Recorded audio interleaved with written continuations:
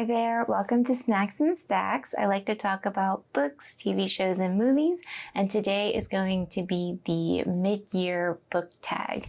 I might slip in some shows and anime and manga in here just because I have found some of the answers to these live in those categories. If you're not new around here, you might notice my background's a little different. I just have a ton of notes on my blackboard, so we're trying to keep it a little bit cleaner-ish. So excuse the mess, but hopefully it's okay. So I did take some notes, but I will say most of this is gonna be a little bit chaotic, so I apologize. The best book I've read so far this year would be Homeseeking by Carissa Chen.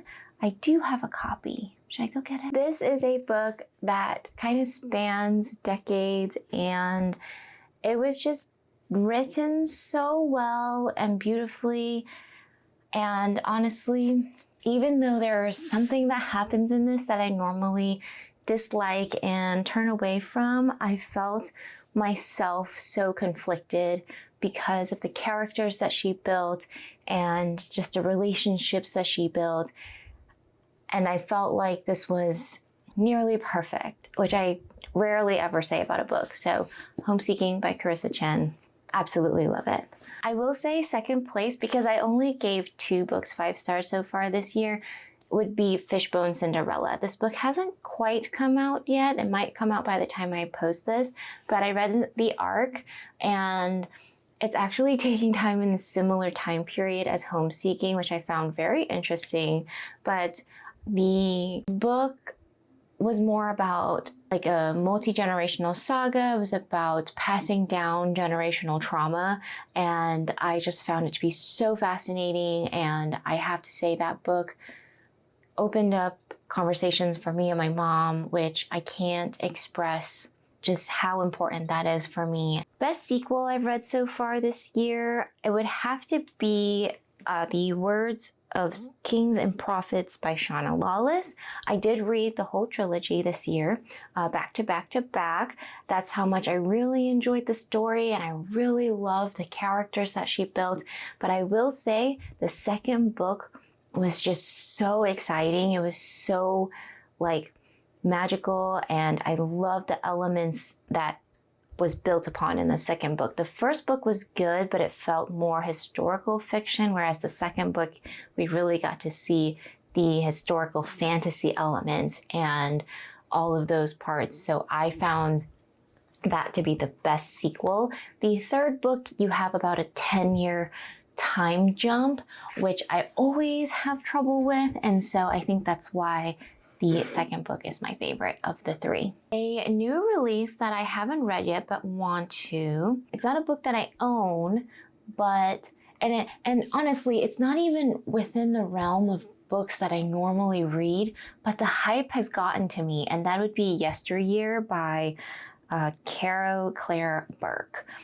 I don't know what it is about this book, but I'm just so interested to see where I fall in that love-hate camp, and I want to read it real bad. I'm hoping to be able to read it soon. I'm trying to read my 26 for 26 first before I pick up anything new. The most anticipated release for the second half of the year, that will have to be Sea of Charms by Sarah Beth Durst.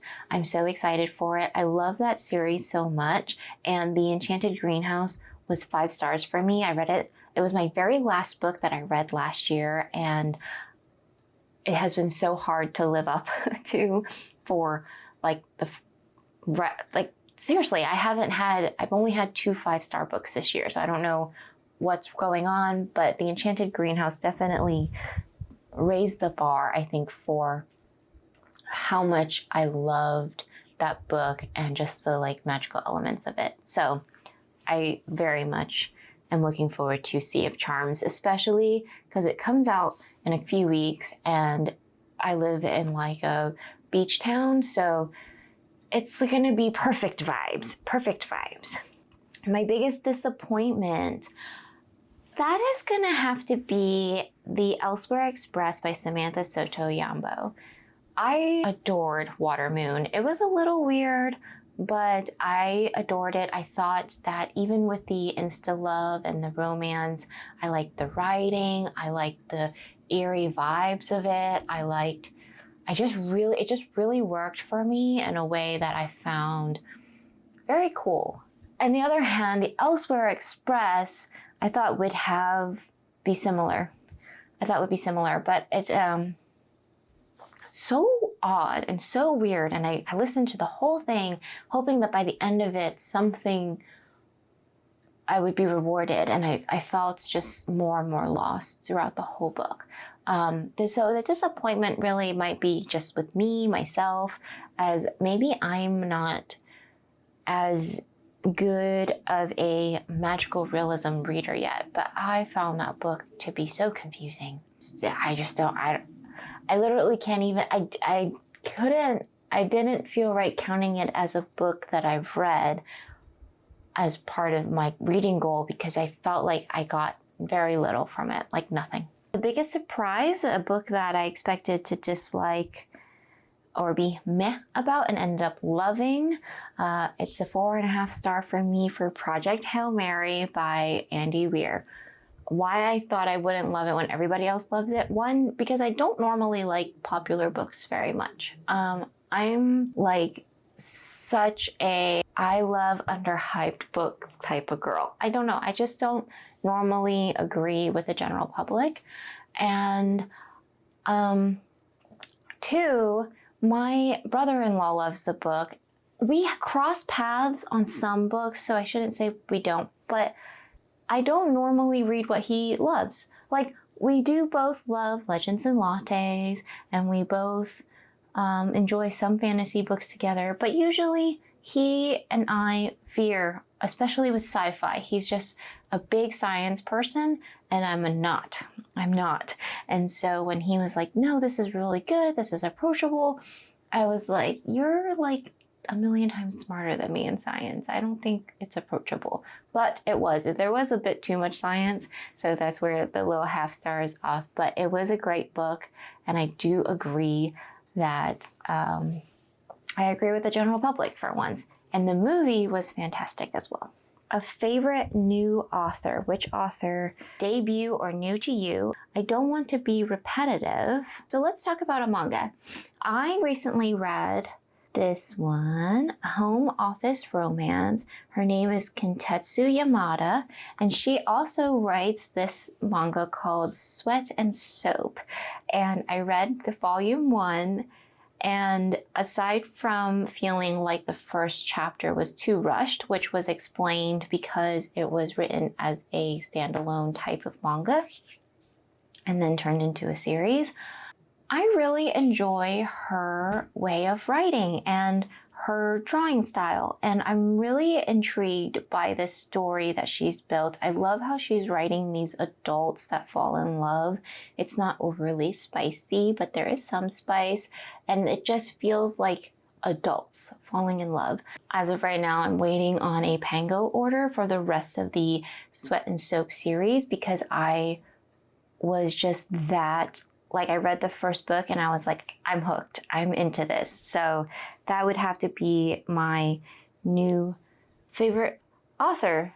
My newest fictional crush and my newest favorite character, they're gonna be this couple from the show called Pursuit of Jade. Nothing comes close. So I was like racking my brain for book characters, and I just saw Pursuit of Jade. I was just like, oh, Fang Shangyu and the Marquis of Wan. So if you haven't heard me talk about Pursuit of Jade, where have you been? I can also make a long form video about it. I really should. It's been kind of a couple months since I've watched it, though. Maybe it's time for another rewatch. Did you hear that? I've already rewatched it. They're my favorite couple. They're my favorite characters. A lot of people have a crush on the Marquis of Wan.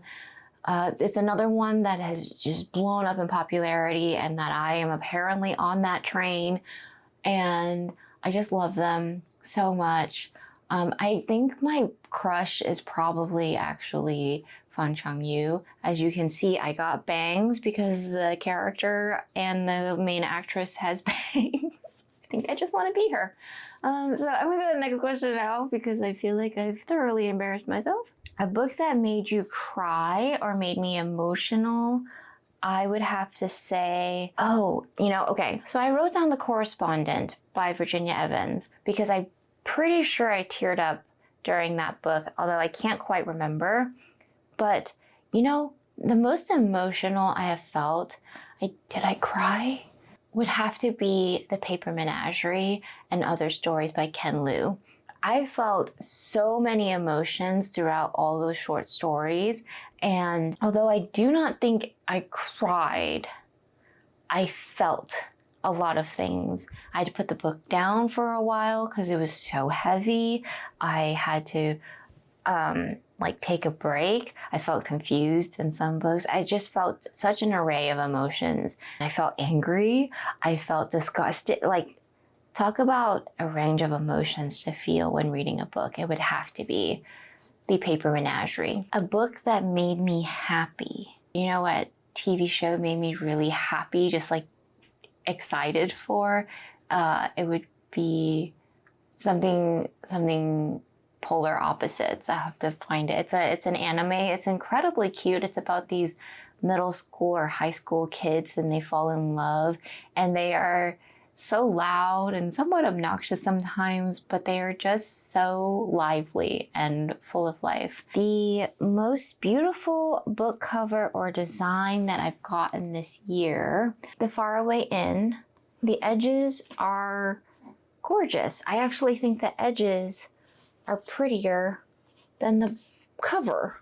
But yeah, I thought this one is very pretty. And it was the first one I saw when I ran downstairs to just quickly grab something. Another really striking covers that I got are these. I haven't read them yet. These two mangas, they're called Nightfall Travelers. And just the colors, it's shiny, so it's not the best to show next to the window. There we go. I just thought the colors are really pretty. And so I love these. What books are you prioritizing to read by the end of the year? My top remaining goals. I have the rest of my 26 for 26 to read, which are the Chaos Walking series. I have started it, so I am on it. I'm on it. I have the Six of Crows duology. I have the rest of the Howl's Moving Castle series, Under the Oak Tree, Volume 2, Among the Burning Flowers, Red City, The House of Fear, System Collapse, and that's it. I'm going to read the rest of the Sweat and Soap books. I also have purchased all of Yakuza Fiance, so I want to read those. Yeah, I have a lot. And as far as shows and movies, I think the only thing I'm kind of looking forward to is I want to watch one more C-drama to see if it lives up to this Pursuit of Jade hype. So that's it for today and the mid-year tag. Let me know what your answers were to any of these if you have them. I hope everyone have a great rest of the year. I'm hoping to do more long-form videos. It's just been a while since I've been able to sit down and do this. So thank you so much for watching till the end. Like and follow if you would like to support me and like to encourage me to make more of these. I appreciate your time. Happy snacking, happy reading, and I'll talk to you guys next time.